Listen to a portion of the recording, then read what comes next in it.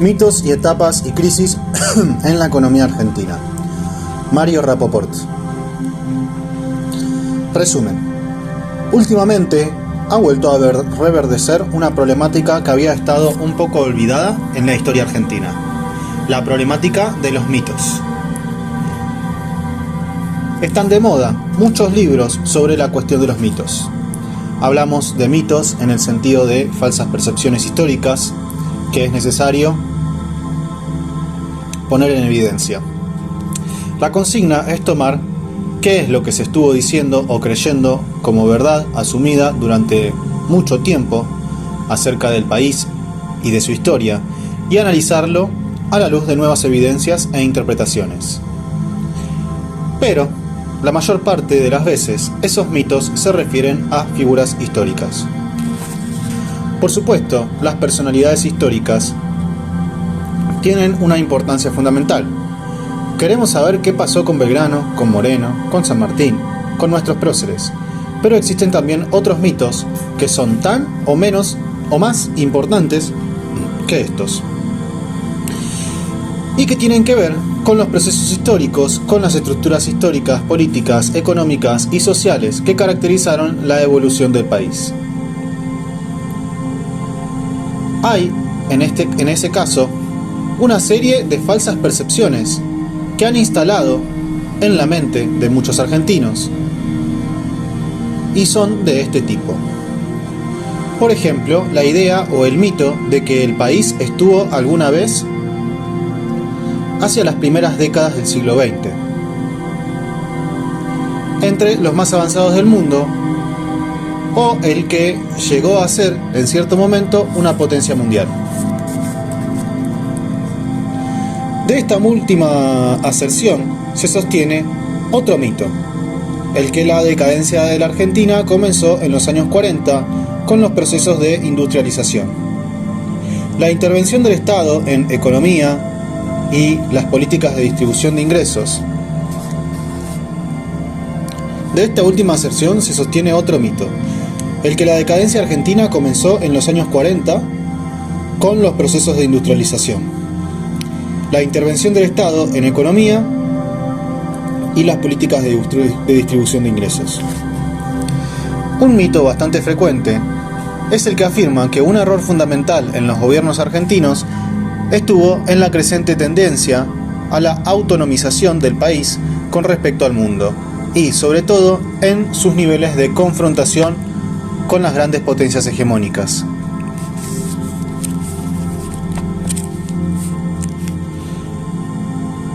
En la comprensión de las políticas económicas, los mitos toman también la forma de opciones o términos contrapuestos, aparentemente irreductibles, en la toma de decisiones o de políticas, como la que existiría entre endeudamiento o ahorro interno, entre inflación o convertibilidad, entre estatización o libertad absoluta de los mercados, o la que pretende enfrentar políticas de bienestar versus flexibilidad y competitividad, o una aún más reciente, la que señala la aparente necesidad de elegir entre aceptar la globalización o realizar políticas nacionales. Creo que es el momento de desentrañar muchos de estos mitos y analizar más a fondo si estas son o no opciones verdaderas. Pero para eso hay que introducirse en la historia y nosotros empezaremos esa historia desde el momento en que el país se organizó como tal, después de 70 años de cruentas luchas civiles. Y aquí surge otro mito, y es el que la Argentina fue el país más civilizado de América Latina. Algo que suena extraño si observamos las sangrientas, terribles guerras civiles, que causaron miles de muertes, y se iniciaron en el mismo momento en que culminaban las guerras para afirmar la independencia. Sin embargo, hacia 1880, el país logra por fin una cierta estabilidad, luego del triunfo del ejército federal sobre el último ejército provincial, el de la provincia de Buenos Aires, con la instalación en la presidencia del general Roca, a través de un pacto político, la Liga de los Gobernadores. Va a comenzar lo que hemos dado en llamar, a modo de simplificación, en la interpretación de la evolución económica del país, el modelo agroexportador, caracterizando su rasgo principal. 1. La etapa agroexportadora. Este periodo, que transcurre de 1880 a 1930, es el que se señala como una época dorada, ensalzada por grandes poetas latinoamericanos como Rubén Darío en su Canto a la Argentina.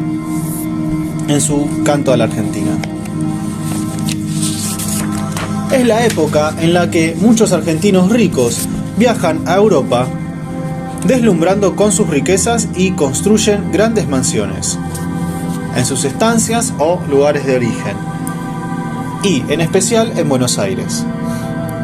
Claro está, no era una época dorada para todos, como lo señala el informe en 1904. Como lo señala el informe que en 1904 escribió el catalán Vialet Base sobre las condiciones de vida de las clases trabajadoras en el interior del país, a pedido del ministro Joaquín B. González. Una parte importante de la población vivía todavía a principios del nuevo siglo en campos o ciudades, en los umbrales de la pobreza. En esta etapa, que comienza en los años 80, pero tiene elementos precursores en la década del 60 y 70, la Argentina disponía potencialmente de grandes recursos naturales, pero debía traer del exterior los capitales y la mano de obra necesarios para instalar el sistema de transportes, especialmente el ferroviario, y la infraestructura portuaria y urbana, y modernizar la agricultura y la ganadería. Esto se hace centralizando el poder en Buenos Aires, lo que refleja una larga historia de predominio de la ciudad sobre el resto del país, que culmina con la constitución definitiva de la capital de la República en 1880, último y sangriento episodio de las guerras civiles. El modelo se sustentaba en un esquema socioeconómico en donde el bien abundante, la tierra, estaba en pocas manos, como consecuencia de un proceso de apropiación de la misma o de sus frutos que venía de la época de la colonia. Mercedes reales, vaquerías, primeras campañas al desierto para apropiarse de tierras ocupadas por los indígenas. Y se continúa con la ley rivadaviana de enfiteusis,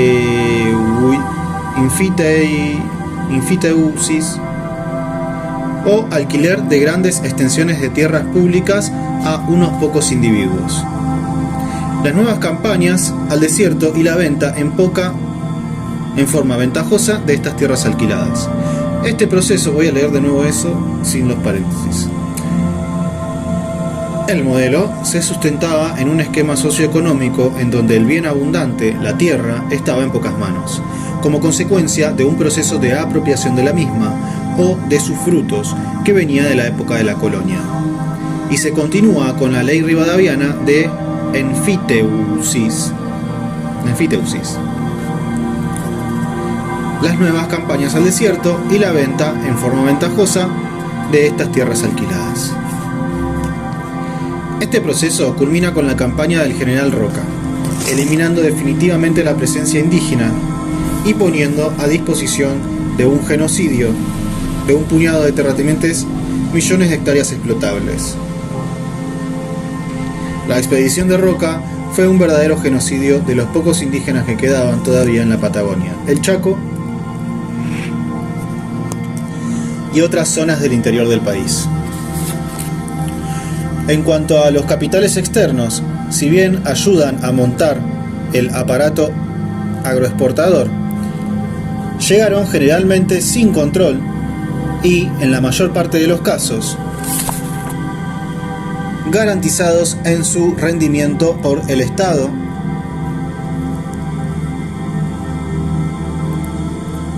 o con fines meramente especulativos, algo que, como veremos, va a volverse un hecho repetido en la historia argentina. El país se transforma, de todos modos, en un importante exportador de productos agrícolas e importador de manufacturas y bienes de capital, en el marco de un escenario internacional que facilita ese proceso. En ese sentido, es imposible estudiar la historia argentina si no se conocen las coyunturas internacionales en las cuales se desarrollan los distintos procesos económicos y políticos internos.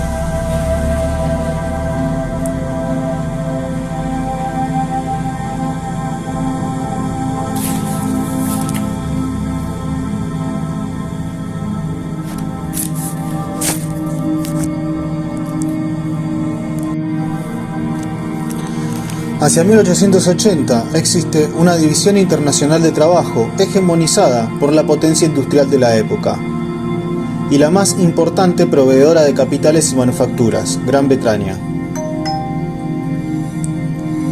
Pero se trata de una situación peculiar.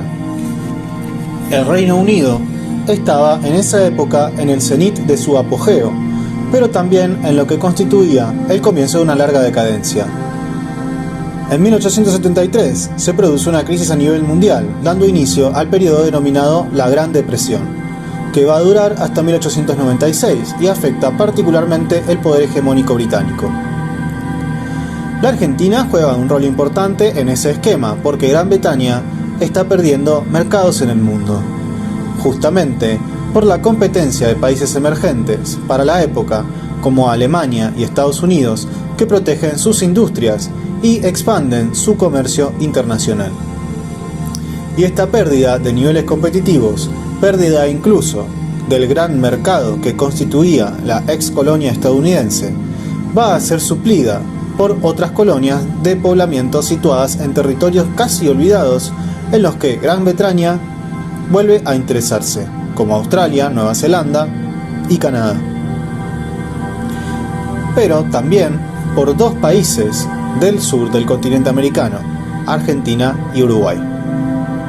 Todos ellos contribuyen a proporcionar los alimentos y las materias primas que el Reino Unido necesita para alimentar a su población, lo que los va a ayudar a transformar, a su vez, a medida que llegan las oleadas de inmigrantes, en nuevos mercados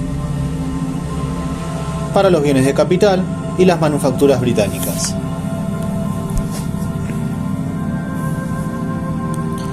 En lo que se refiere al sistema político interno, en este periodo se produce la unidad nacional bajo la dirección de gobiernos oligárquicos. Por un lado, esos gobiernos guardan las formas constitucionales, aunque excluyen a los sectores opositores del posible ejercicio del poder y eligen a sus sucesores.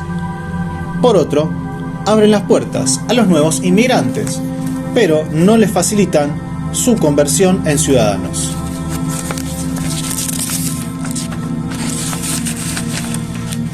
En lo económico, en tanto, los elementos claves lo constituyen la concentración de la propiedad de la tierra, el endeudamiento externo y una ideología rectora, el liberalismo económico.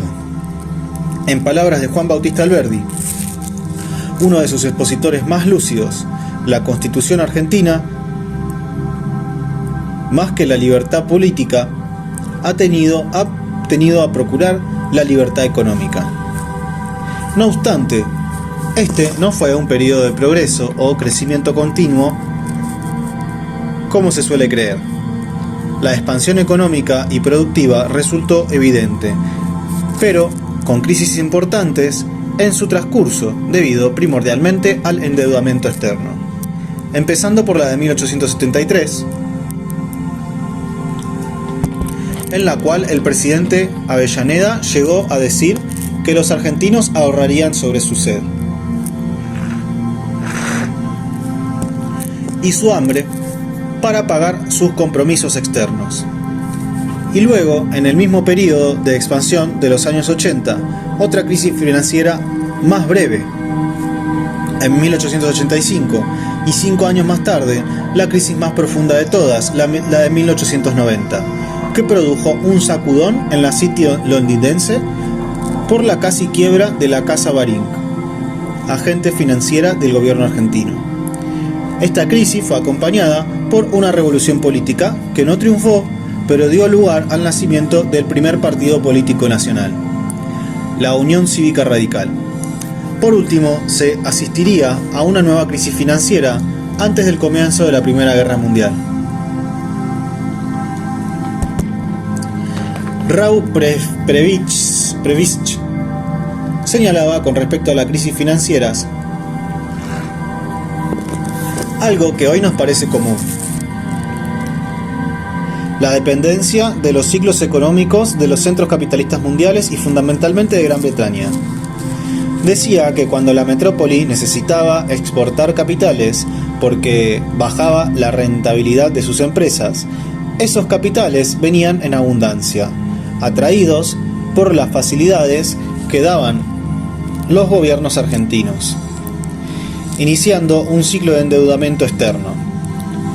Pero cuando por razones internas de su propia economía les era preciso hacer regresar esos capitales, el Banco de Inglaterra subía las tasas de interés para atraerlos, dejando un nivel de deuda que no podía pagarse. El endeudamiento externo era así una característica clave del modelo agroexportador.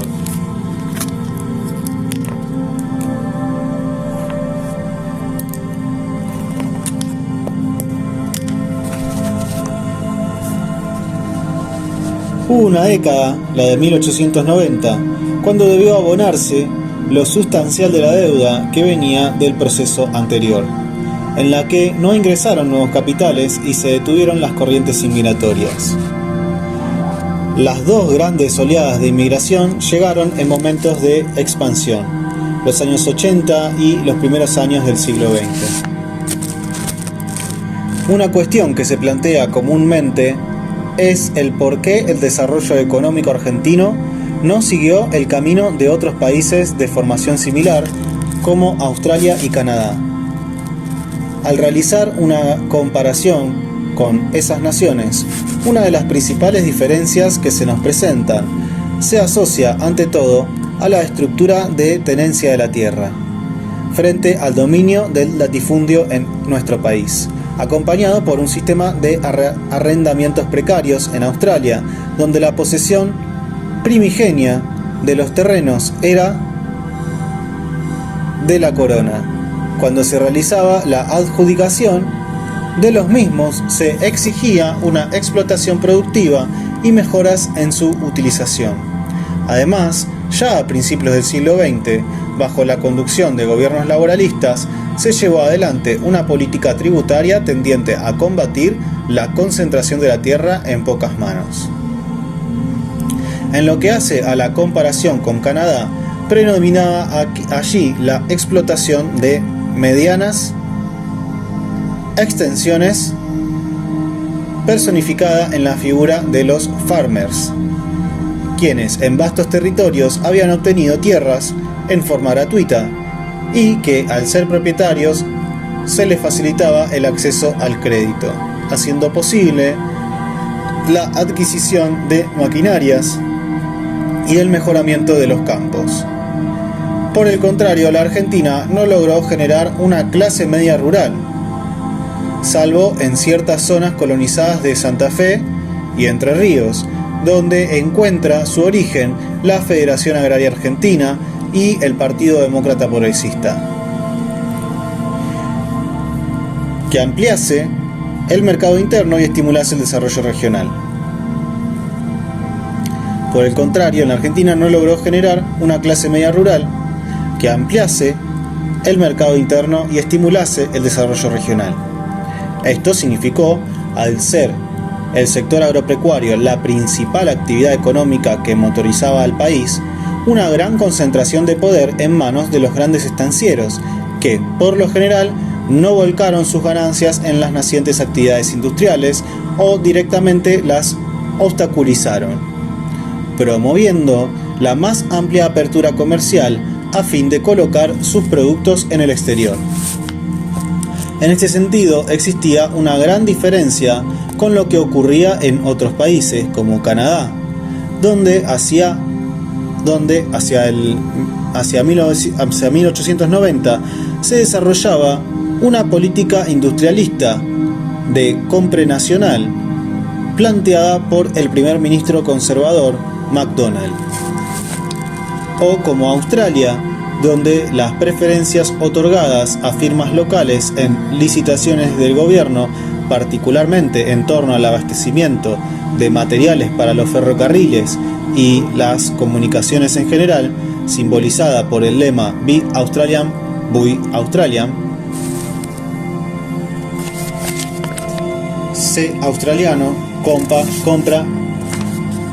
compra australiano, denotaban una actitud más proteccionista que incentivó áreas tales como la metalurgia y la producción de maquinarias agrícolas. En cambio, la situación argentina dio lugar a la conformación de una matriz cultural que se transmitió de una u otra forma al resto de la sociedad y, sobre todo, a los sectores medios. La poderosa élite que gobernaba el país tenía como principales características una cultura fuertemente rentística. Sus principales ingresos provenían de la renta de la tierra, una conducta en el poder antidemocrática basada en la marginación de gran parte de la ciudadanía, la corrupción y el fraude electoral, y una visión del mundo dependiente. Se llegó a pensar a la Argentina como una especie de colonia informal del Reino Unido. Veamos, en primer lugar, la cultura de lo rentístico. La élite tradicional, que poseía la mayor parte de las tierras explotables del país, el 5% de los propietarios tenía el 55% de las explotaciones agropecuarias en 1914, vivía fundamentalmente de una sustancial renta agraria, como los grandes señores ingleses del siglo XVIII, que criticaba David Ricardo en sus Principios de Economía. Esa élite tenía por lo general pautas de consumo extravagantes y no necesitaba o no le interesaba invertir en capitales de riesgo, que por ende vinieron casi en su totalidad del exterior para crear la infraestructura del aparato agroexportador. Pero una de las funciones principales del endeudamiento externo en distintas épocas fue también contribuir a financiar el gasto de ciertos sectores privilegiados de la sociedad y la fuga de capitales, generando un modelo que podríamos llamar de capitalismo ausente. En tanto, reproduce y prolonga de alguna manera aquel viejo modelo del terrateniente ausente, que vivía mayormente en Buenos Aires y no tenía conductas productivas, sino rentísticas o suntuarias, hasta que agotaba, como en muchos casos, la riqueza original, vendiendo incluso las tierras que poseía. En las últimas décadas ha ocurrido, como veremos, algo parecido a nivel del país. En segundo lugar, se generó también una cultura antidemocrática. Los primeros gobiernos de unidad nacional, que salieron de la llamada generación del 80, en las últimas décadas del siglo XIX, no respetaron los principios constitucionales. Era una democracia ficticia o ficta, como se decía en su época, con presidentes electores que escogían a su sucesor. La élite se identificaba con la clase política y los rasgos principales del manejo político eran el paternalismo, el clientelismo, la corrupción y el fraude electoral. Más tarde, la intervención de los militares y los golpes de Estado, bajo el pretexto de derrocar democracias corruptas, formaron parte de la misma ideología elitista. Esas conductas han perdurado desafortunadamente en los distintos periodos democráticos, penetrando en el comportamiento de los partidos políticos mayoritarios, aun cuando se expresen de otro modo. En tercer lugar, persistió desde aquella época una cultura de subestimación del interés nacional o, más directamente, de vivir dependiendo de factores externos o sometiéndose a condiciones externas, sin ningún efecto compensatorio. Un caso notable fue el primer empréstito otorgado por la compañía inglesa Baring Brothers en 1824, cuyos fondos no fueron destinados a sus propósitos iniciales y se volatilizaron en pocas manos, aunque terminaron de pagarse puntualmente casi un siglo después. Otro caso fue el del primer tratado de comercio y navegación, que establecía una libertad de comercio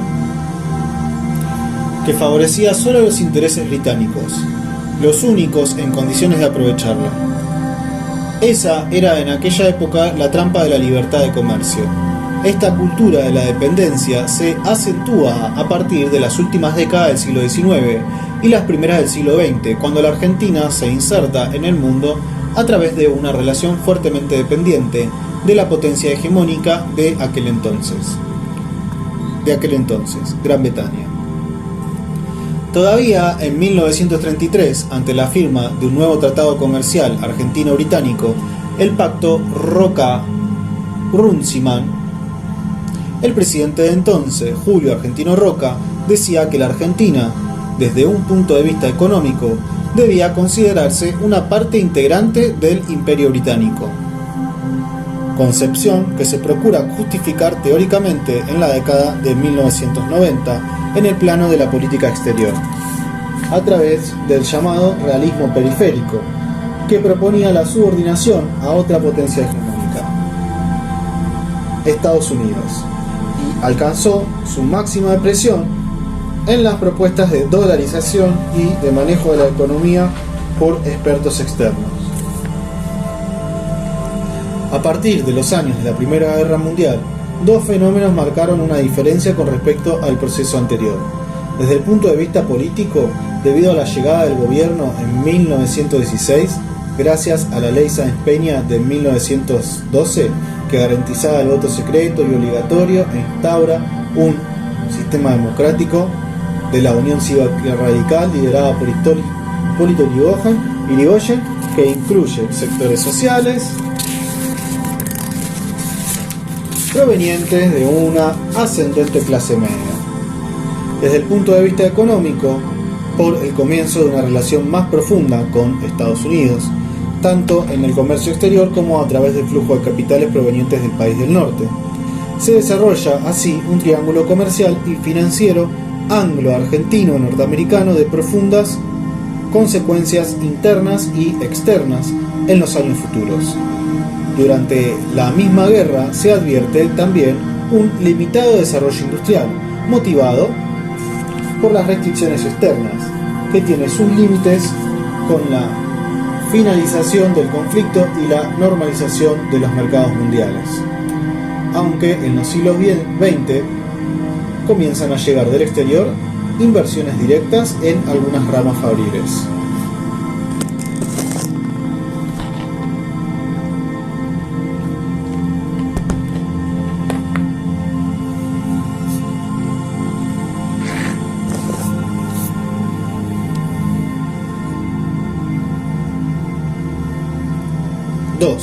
El proceso de industrialización. La etapa de la industrialización sustitutiva, como rasgo principal de la actividad económica, puede subdividirse en tres periodos diferenciados. La industrialización espontánea, 1930-1945. 2. El proyecto de industrialización peronista, 1946-1955. 3. La industrialización desarrollista, 1955-1976.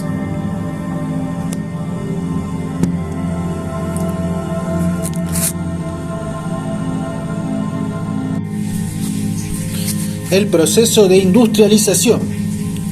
La etapa de la industrialización sustitutiva, como rasgo principal de la actividad económica, puede subdividirse en tres periodos diferenciados.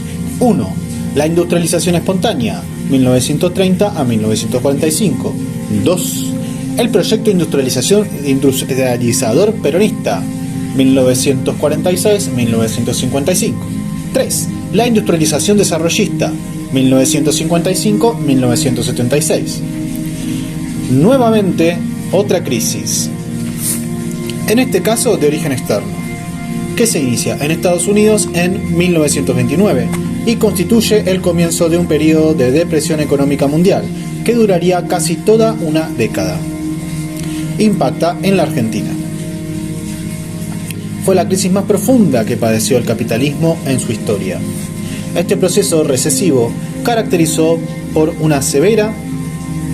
se caracterizó por una severa deflación en un sentido amplio, dado que generó restricciones monetarias y financieras, bajas de precios y salarios, y retroceso de las actividades económicas. Fenómenos que se manifestaron a través de reacciones en cadena, puesto que la caída de la demanda de materias primas, cuyos precios bajaron acentuadamente, los países productores de bienes primarios redujeron las compras de maquinarias y manufacturas, al tiempo que entraron en bancarrota o devaluaron sus monedas, ya que las deudas asumidas con anterioridad no podían ser canceladas. Del mismo modo, los países industriales debieron soportar la caída de los precios de sus productos, aunque protegieron sus mercados con barreras arancelarias o de otro tipo. No pudieron, sin embargo, evitar el cierre de bancos y empresas, una creciente desocupación y situaciones extremas de hambre y pobreza de gran parte de sus poblaciones. Todo ello llevó a la quiebra del sistema multilateral de comercio y pagos, incluyendo el patrón cambio-oro, y dio lugar a un retorno a los sistemas de preferencia imperial y a los convenios bilaterales. La Argentina, que tenía una economía abierta al mundo, sufrió de lleno ese impacto con una severa caída de sus exportaciones y un amplio déficit en su balanza comercial, al no poder prescindir de las importaciones de bienes industriales y de muchos bienes de consumo masivo.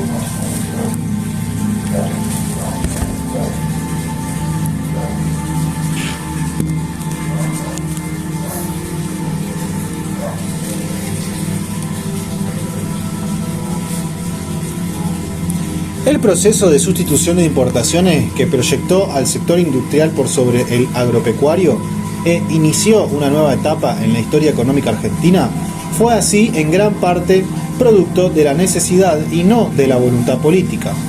Había que hacer frente a la crisis económica mundial que afectaba al país. Además, cuando esta etapa comienza a desarrollarse con más fuerza, en los comienzos de la década de 1930, retorna al poder, mediante un golpe de estado cívico-militar, la élite oligárquica que había gobernado hasta 1916.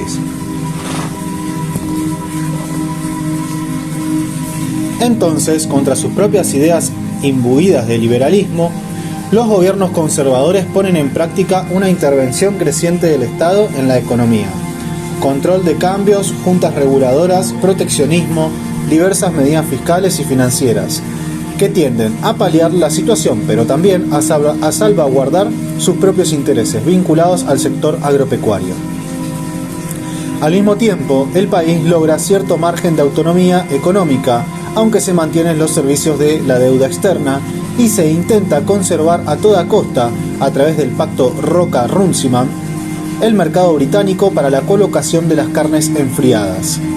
El negocio principal de los terratenientes de la pampa húmeda, ahora en el poder político.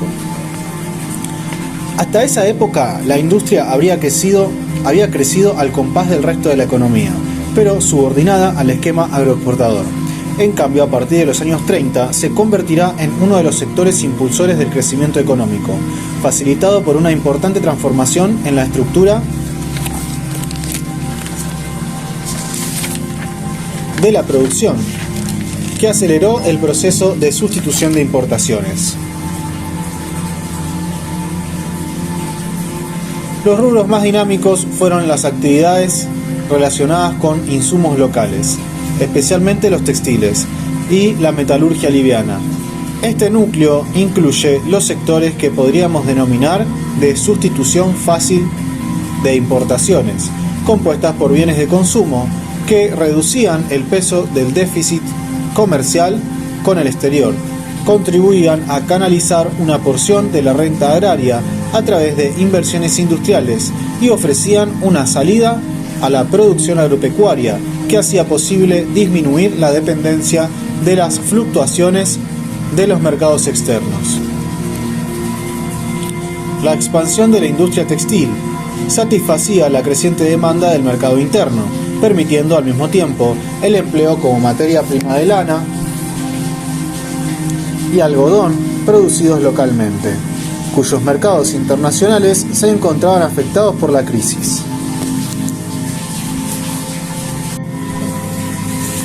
Este núcleo incluye los sectores que podríamos denominar de sustitución fácil de importaciones, compuestas por bienes de consumo que conducían el peso del déficit comercial con el exterior, contribuían a canalizar una porción de la renta agraria a través de inversiones industriales y ofrecían una salida a la producción agropecuaria, que hacía posible disminuir la dependencia de las fluctuaciones de los mercados externos.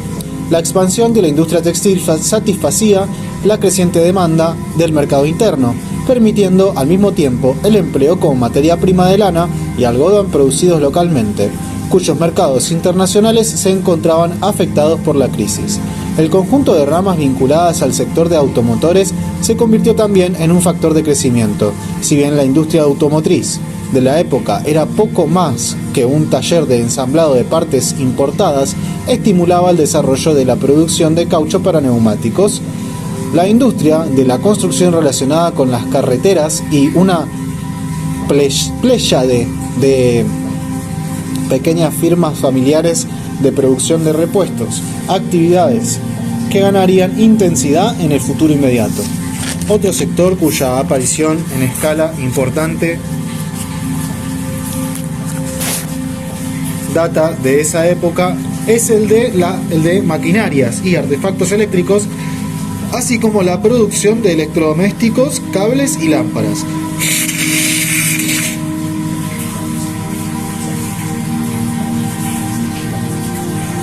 En general, las ramas de mayor crecimiento producían bienes de consumo finales, con mayor intensidad en la utilización de mano de obra que en bienes de capital. Las maquinarias y los insumos intermedios utilizados eran, en una alta proporción, importados.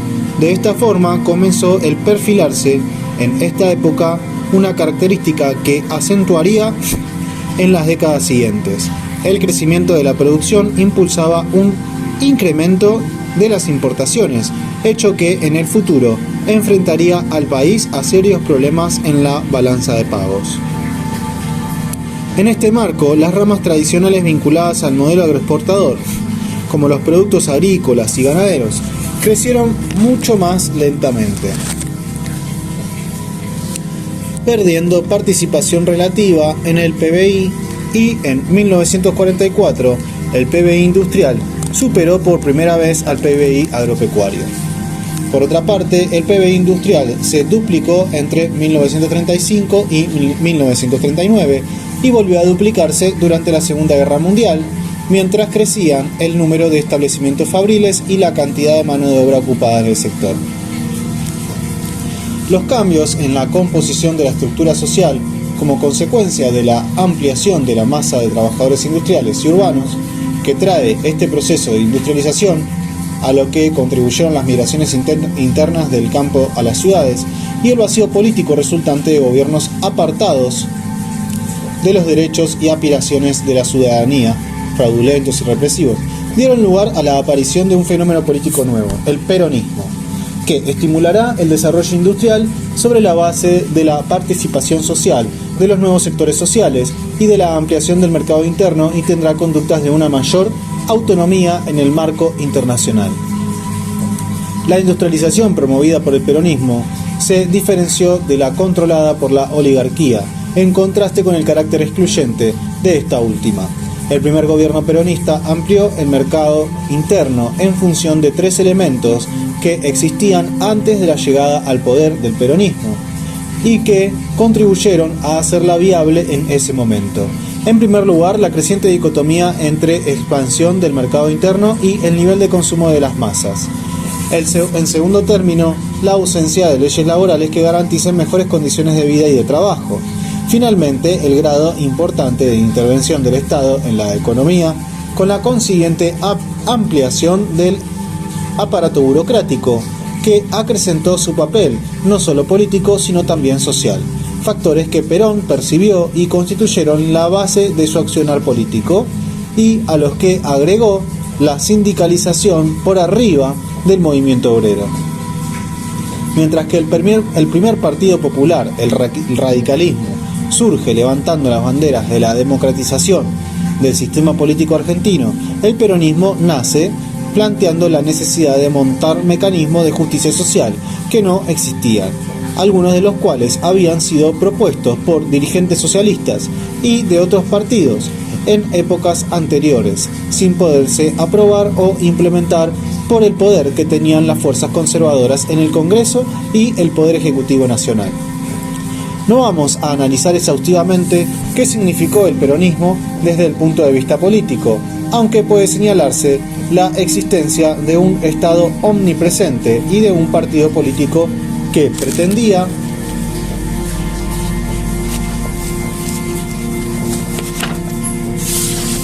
representar a todos los sectores sociales y minimizar a la oposición, sin impedirle participar en las elecciones, pero obstaculizando su accionar. Tampoco nos detendremos en sus aciertos o errores desde el punto de vista económico, con un crecimiento fuerte en los primeros años de gobierno, aunque con políticas que se revelaron insuficientes para sostener el proceso de industrialización, debiendo soportar una fuerte crisis entre 1950 y 1952, de la que costó salir. Sin embargo, varios aspectos no pueden dejar de mencionarse en el terreno económico y social.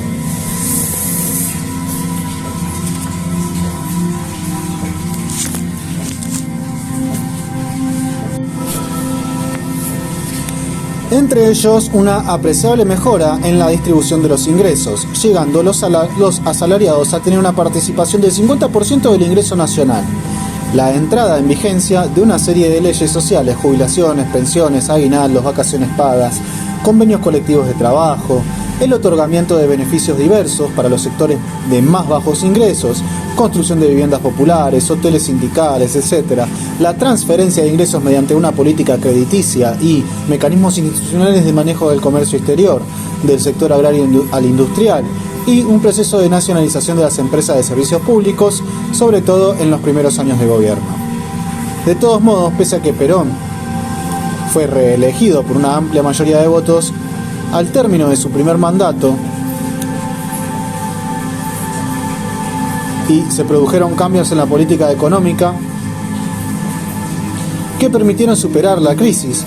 En septiembre de 1955, en el marco de un enfrentamiento creciente con la Iglesia Católica y sectores opositores, el presidente se vio desplazado del poder por un golpe de Estado cívico-militar. Este hecho inauguró una etapa de inestabilidad política en Argentina que llevó finalmente a la dictadura militar de 1976. Es preciso destacar este punto porque en todo el periodo que va de mediados de los años 40 hasta mediados de los años 70, el país creció económicamente y la distribución del ingreso no empeoró en demasía a pesar del diferente carácter de los distintos gobiernos que fueron pasando, civiles y militares. Pero hubo una fuerte inestabilidad del sistema político que comenzó con la proscripción del peronismo. Esto condujo, por un lado, a la radicalización de vastos sectores populares influenciados también por la Revolución Cubana y movimientos contestatarios en otros países, y llevó, por otro, a un endurecimiento de lo que llamamos el partido de derecha, que se expresaba a través de las Fuerzas Armadas.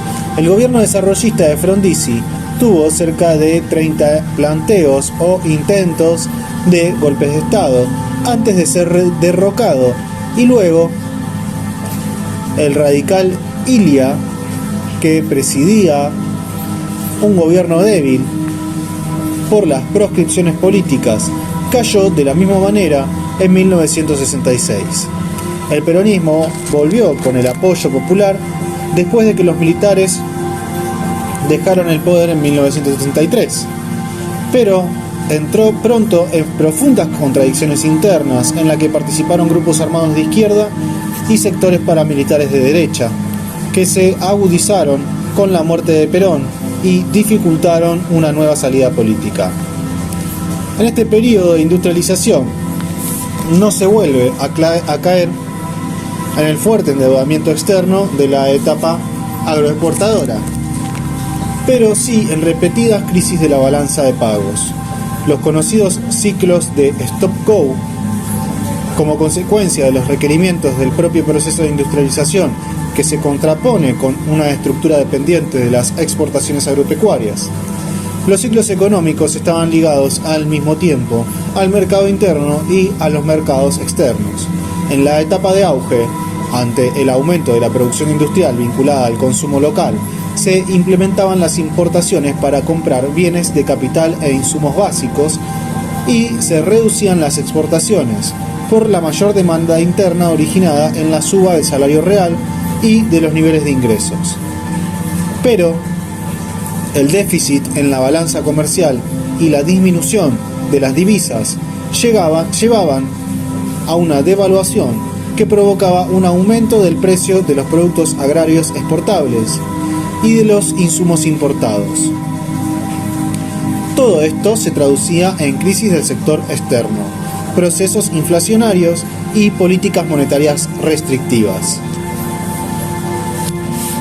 Basado en el desarrollo del mercado interno y en las industrias livianas, ese proceso de industrialización fue cambiando en los años 50 y pasando a otra etapa, con la creación de industrias básicas, el énfasis en la necesidad de capitales externos y la necesidad de que el aumento de los salarios esté ligado al incremento de la productividad.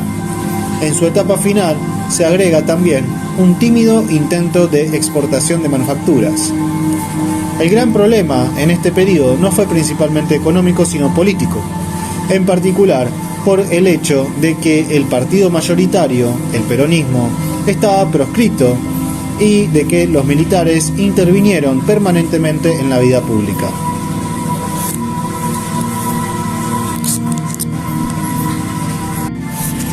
Vemos, por el contrario, desde el punto de vista económico, un proceso de crecimiento importante, que entre 1945 y 1963 padeció diversas crisis en la balanza de pagos y brotes inflacionarios, pero que luego, entre 1964 y 1974, tuvo un periodo de ascenso ininterrumpido, superando esos problemas clínicos, con una tasa promedio cerca del 5% anual.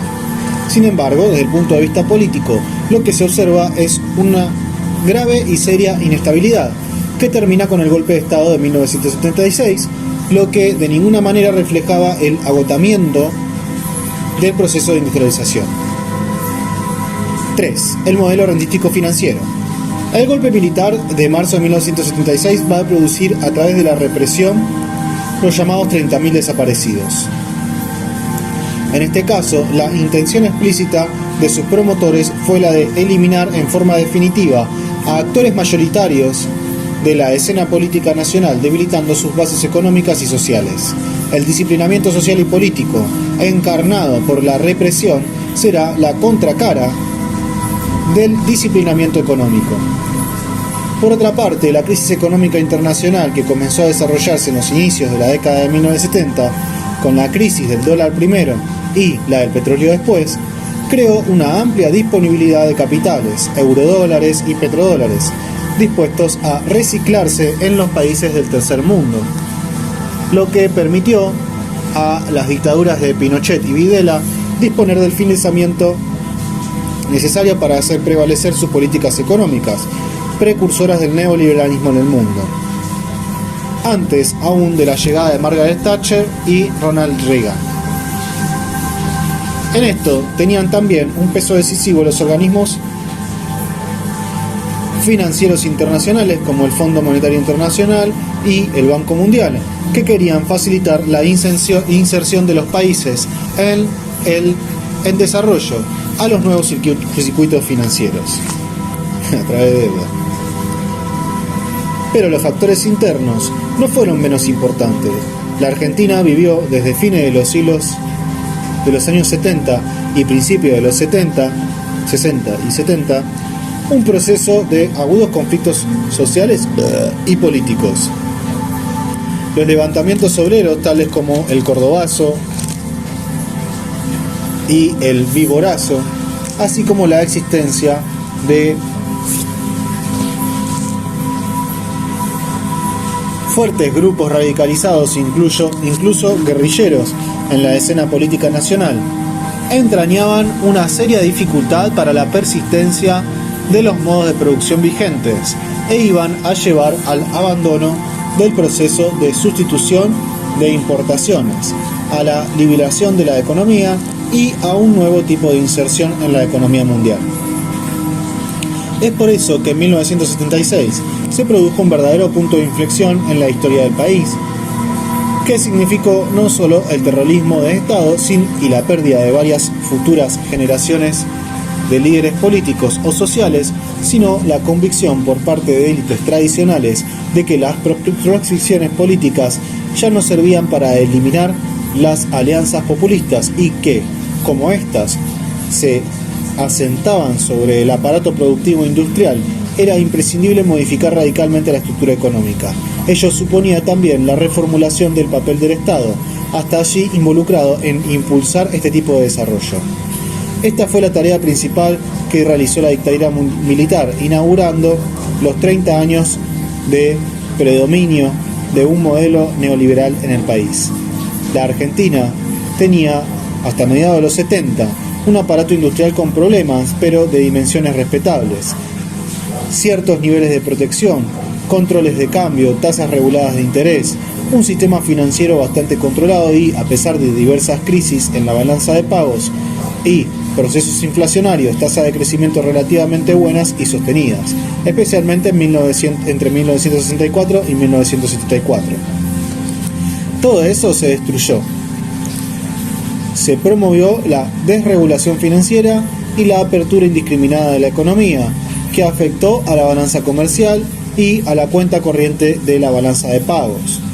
Se produjo un fuerte proceso de desindustrialización y reprimarización de la economía y se estableció un sistema de preconvertibilidad que se llamó tablita cambiaria. En particular, a principios de 1977 se implementó una reforma que ubicaría al sector financiero en una posición hegemónica en términos de absorción y asignación de recursos mediante su liberalización, el alza de las tasas de interés y una mayor vinculación con los mercados internacionales. La especulación financiera pasó a ser un factor fundamental. Se traían del exterior dólares que se convertían en pesos a un cambio sobrevaluado. Se colocaba esos pesos a altas tasas de interés y cuando se pensaba que el dólar iba a subir, se volvía a cambiar pesos por dólares y se los fugaba al exterior. Se hacían así negocios fáciles y altamente rentables. Veamos en el cuadro 1 los principales indicadores del periodo 1975-1983.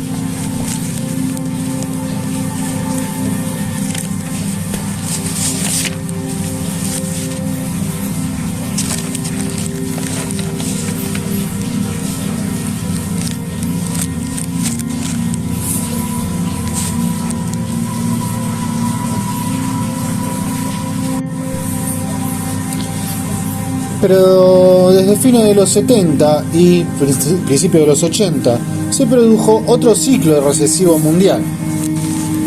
Cuando la Reserva Federal, frente a los crecientes déficits fiscales en Estados Unidos, comenzó a elevar las tasas de interés aumentadas, aún con la llegada al gobierno del presidente Reagan, operaba aquello que señalaba Prebisch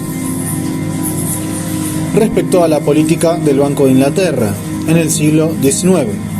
Las tasas de interés pasaron del 6% al 14%, volviéndose a captar capitales del exterior en los países centrales y creando una década perdida para América Latina, al expandirse notablemente el endeudamiento externo de la región, que había tomado préstamos en los años anteriores y ahora debía pagar intereses mucho mayores. Esta situación llevó en agosto de 1982 a la declaración de moratoria de México, uno de los principales deudores, desatando una generalizada crisis de la deuda en el subcontinente. Sin embargo, antes aún, en 1981, había estallado la crisis en Argentina, con una fuerte devaluación de la moneda y el retorno de procesos inflacionarios y sobre todo con la inmensa carga del endeudamiento externo, que pasó de 8.000 millones de dólares en 1975 a 45.000 millones en 1983, cuando la dictadura militar dejó el poder. Ese endeudamiento había tenido que ver sobre todo con la especulación financiera, los autopréstamos, los gastos militares y la corrupción.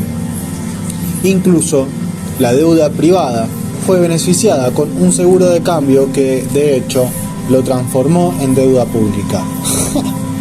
Sobre el origen del conjunto de esa deuda se hizo más tarde una presentación ante la justicia, la que dictaminó que una parte de ella era ilegítima. La derrota en la Guerra de Malvinas terminó por hundir al régimen militar y fue en ese momento crítico en el que retornó la democracia. Pero el gobierno de Alfonsín, en el terreno político, luego de realizar severos juicios a los militares, terminó cediendo ante ellos y decretando las primeras leyes del perdón, ahora derogadas. Y en el terreno económico, a pesar de algunos esfuerzos iniciales por trazar un rumbo diferente, reconoció y sostuvo el endeudamiento anterior con más endeudamiento y a costos más altos, impidiendo que el país pudiera volver a recuperarse económicamente. Una iniciativa diplomática del gobierno radical estaría destinada, sin embargo, a perdurar en el tiempo, inaugurando una nueva y relevante dimensión en la inserción internacional y en la política exterior argentina, prolongando una tendencia al acercamiento bilateral iniciado ya bajo las dos dictaduras militares en 1979 con los acuerdos sobre la Cuenca del Plata. La entrevista Alfonsín-Sarney de 1985 y el Acta de Integración Regional entre Argentina y Brasil fueron estos los primeros pasos en la génesis de un proceso que terminaría de consolidarse 10 años más tarde, cuando los presidentes de Argentina, Brasil, Uruguay y Paraguay firmaron el Tratado de Asunción, que fijó como fecha de conformación definitiva del Mercado Común del Sur, Mercosur, el 1 de enero de 1995.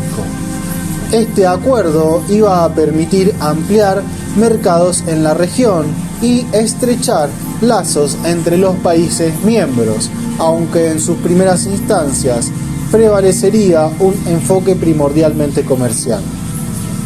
En tanto, en el escenario internacional de los años 90, predominaban al mismo tiempo una cierta euforia política, provocada por la caída del muro de Berlín y del bloque soviético, y un proceso de globalización financiera, impulsado por cambios tecnológicos y por la expansión de los mercados especulativos. Estas circunstancias iban a producir otra sobreabundancia de capitales en el norte que fluyeron hacia la Argentina en busca de mayores rentabilidades, sin temor a su fragilidad económica. Stiglitz y otros economistas han demostrado que cuando llega un flujo incontenible de capitales financieros en medio de burbujas especulativas, se financian fantasías económicas no sustentables y se crea un incontrolable endeudamiento externo.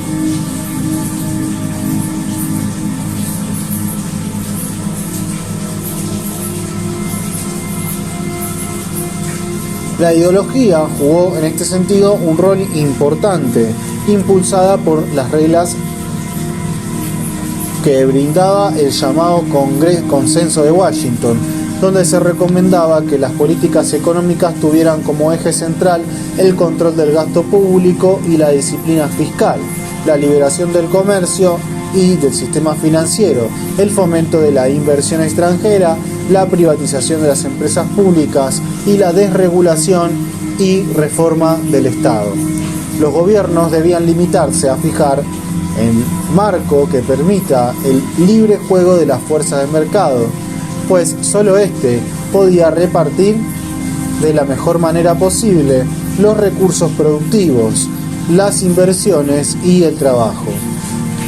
Esas ideas coincidían a su vez en la Argentina con una aguda crisis hiperinflacionaria, producto del fracaso de las políticas implementadas y estimulada por intereses económicos en contra del gobierno de Alfonsín y el temor al retorno de un régimen justicialista parecido al de los años 70. Allí se dio de vuelta otra coincidencia. Si en 1945 se produjo la confluencia entre un líder histórico populista como Perón y los sectores obreros y sindicales, en el 1989 se verificó una situación semejante en apariencia con otro poder político, Carlos Menem, que ganó las elecciones presidenciales gracias al apoyo de los votos populares del partido mayoritario, pero esta vez con el visto bueno del establishment y la derecha neoliberal. Esa confluencia era justamente la que faltaba, porque esa derecha en Argentina nunca había tenido un partido fuerte como para poder imponerse electoralmente. Entonces, de la misma manera que grupos de izquierda radical intentaron ganar al peronismo en la década del 70, la derecha liberal ganó con sus ideas y sus intereses al liderazgo justicialista en los años 90, el llamado menemismo. Comenzó allí la etapa más dura del neoliberalismo en Argentina. Se implementó por ley un sistema de convertibilidad que llevó al abandono de toda política monetaria y a la sobrevaluación del peso, a la apertura irrestricta de la economía, sobre todo de la cuenta de capital, a la desregulación total del sector financiero, a la flexibilización laboral y al ajuste salarial. Se realizó la venta de los activos más importantes del patrimonio público, que culminó con la de la compañía estatal petrolera YPF y la pérdida de mano del Estado de un recurso estratégico clave para la economía argentina. Muchas de esas privatizaciones, así como otras políticas del gobierno, se implementaron por medio de actos de corrupción que luego se revelaron públicamente. Se incluyó también en este proceso la privatización de la previsión social, que fue una de las causas principales del déficit fiscal en Argentina, cerca de 40.000 millones de dólares, pero que además constituye un ejemplo de lo que no debe hacerse. Se intentó crear un mercado de capitales compulsivamente a costa de los futuros jubilados, para finalmente alimentar el endeudamiento del Estado, que tomó esos capitales a préstamo. En tanto, las administraciones de los fondos de pensión en manos de bancos y financieras, la mayor parte extranjeras, cobraban grandes comisiones a los obligados aportantes, sin relación con la rentabilidad real. Otro sector singularmente afectado fue el industrial, cuya participación en el PBI cayó del 27% en 1990 al 15% en 2002. La clave del sistema fue, sin duda, la convertibilidad con un tipo de cambio fijo, $1 igual a $1, que funcionó como el patrón oro del siglo XIX y contradijo todas las otras medidas de liberalización. En un sistema así, con apertura irrestricta de los mercados, la única forma de controlar el déficit externo y el déficit fiscal es aplicando políticas recesivas y de ajuste a la espera de un milagroso flujo.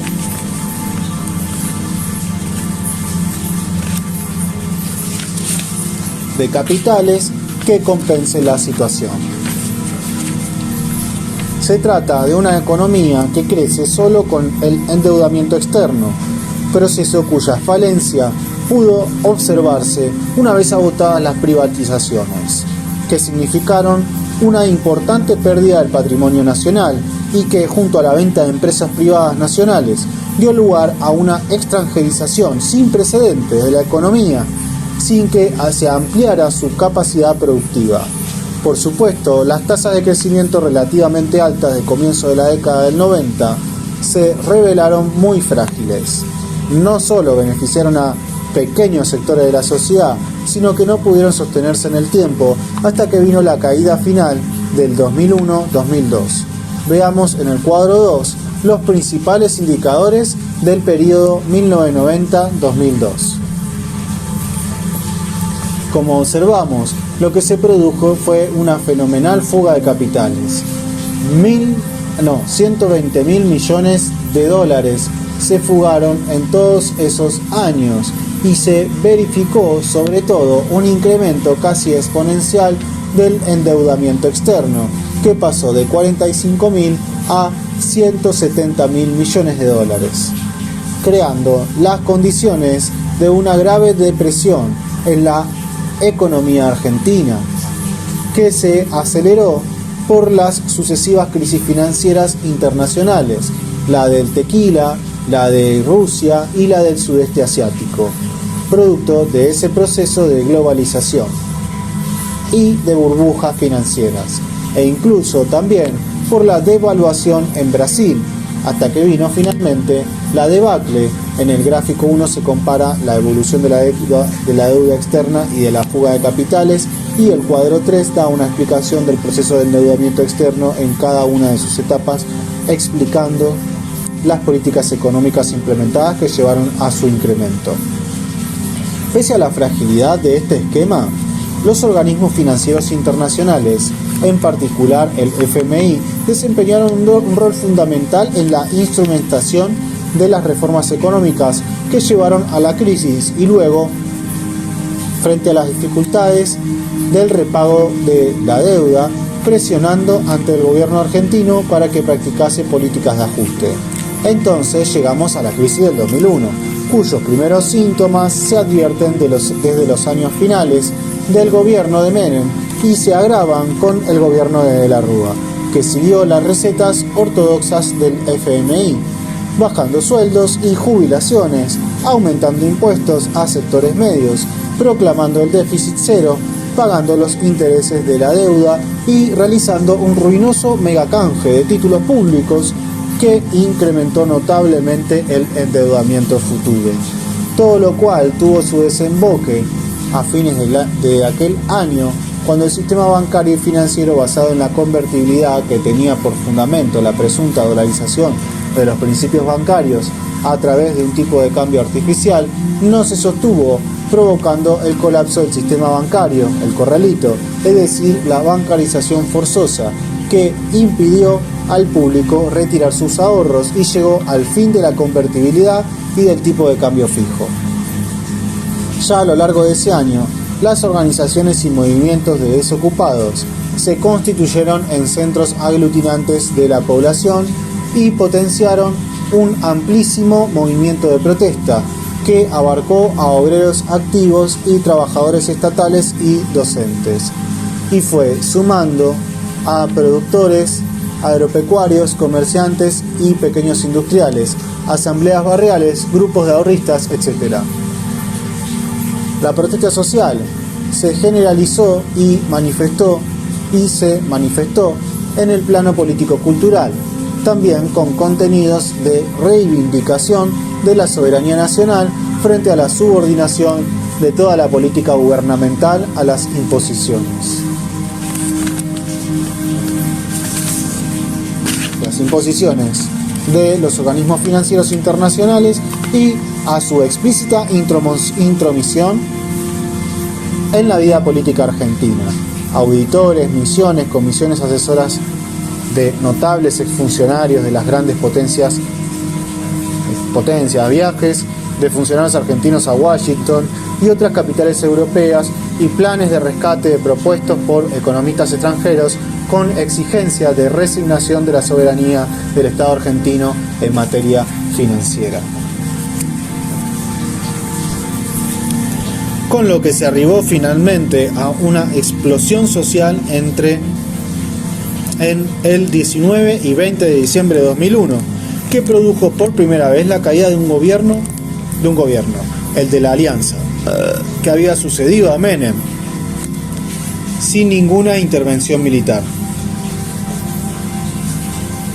La devaluación posterior y el cese del pago de la deuda externa fueron una consecuencia de estos procesos. El gráfico 2 y el cuadro 4 nos muestran estadística y gráficamente los índices de desempleo, salarios, pobreza y distribución de ingreso en la Argentina y su comparación con otros países. El coeficiente de Gini va de 0, la mayor equidad, a 1, la mayor inequidad en la distribución de los ingresos.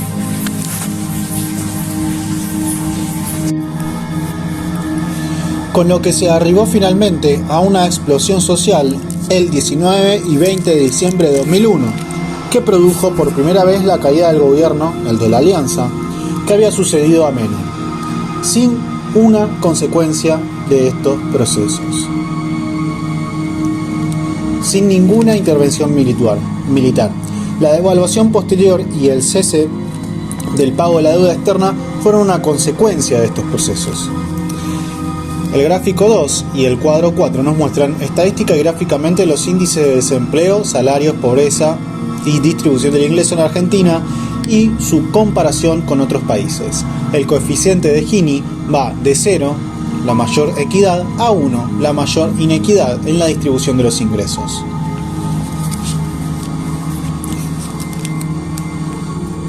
Cuatro. Una comparación entre los modelos. Veamos más cerca de las cifras para comparar los tres modelos económicos que venimos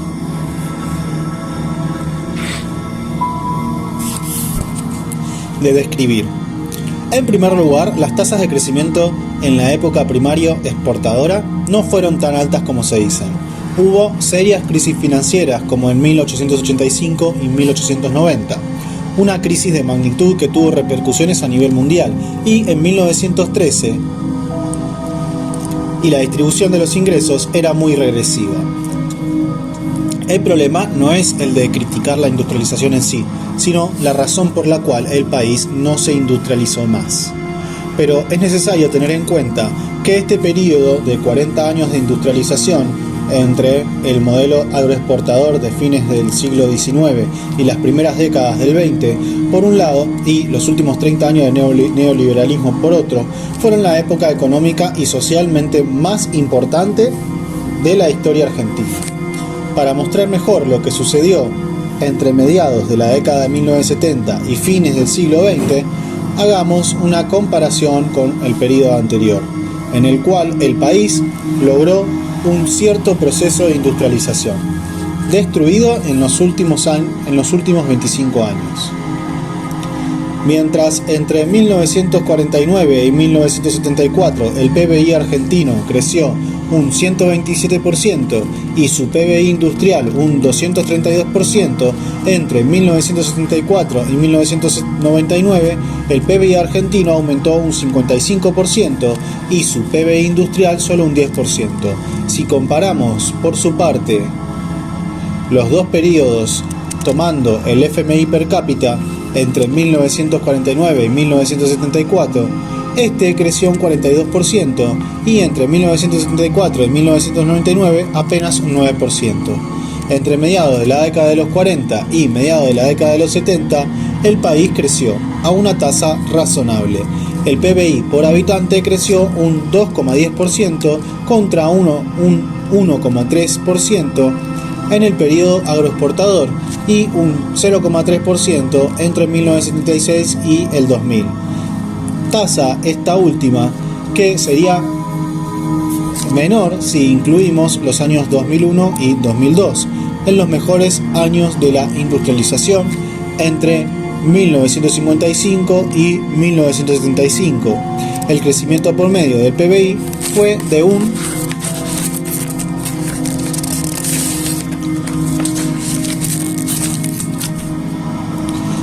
5,7 anual, mientras que en 1976 y 1999 no superó más del 1%.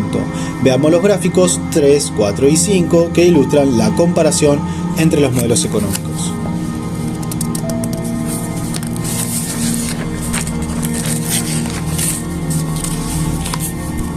El proceso de redistribución regresiva de los ingresos que llegó a padecer la Argentina en el peor momento de la crisis constituye otro aspecto de esta situación, que también podemos comparar entre 1974 y el 2000. La diferencia entre el 10% de la población de mayores ingresos y el 10% de menores ingresos había aumentado más de 40 veces. Por otra parte, el porcentaje que tenían los asalariados en el ingreso nacional hacia 1950 era de 50% y a comienzos del nuevo siglo no llegaba ni a la mitad de esta cifra.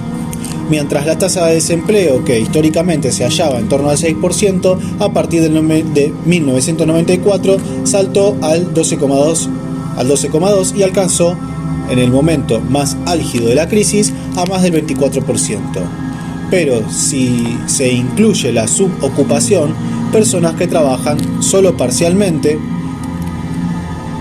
alcanzó a superar con holguera el tercio de la población activa.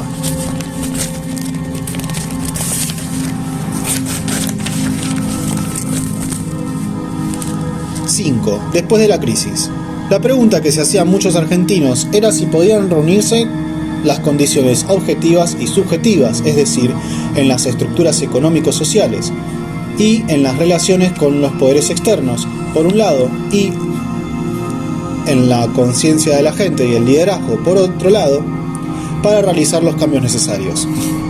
Luego de la caída del default y un interregno de sucesivos y breves gobiernos que culminaron con la presidencia provisoria de Duhalde, resultó finalmente elegido en un nuevo llamado a elecciones presidenciales Néstor Kirchner, que asumió sin haberse superado aún la crisis en el 2003.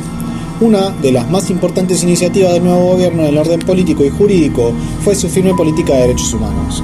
Gracias a ello, una renovada Corte Suprema de Justicia anuló las nefastas leyes del perdón para los militares. También se plantearon desde un principio posiciones de mayor autonomía en el terreno de las relaciones internacionales, incluyendo el rechazo del proyecto de área de libre comercio de las Américas propuesto por Estados Unidos. Quedaba por ver si era posible superar plenamente la crisis económica, volver a un esquema productivo y a un sendero de crecimiento sostenido. Entre 2003 y 2007 el PBI creció en forma notable, casi un 9% anual, mientras que la desocupación descendió sensiblemente y se redujeron los niveles de pobreza. Por otra parte, se terminó el default con el canje de la deuda, que fue aceptada por más del 70% de los acreedores, y se pagó el total de la deuda pendiente con el FMI, cerca de $10.000 millones, aunque el nivel de endeudamiento que queda a plazos más largos e intereses más bajos es aún considerable, 125.000 millones de dólares.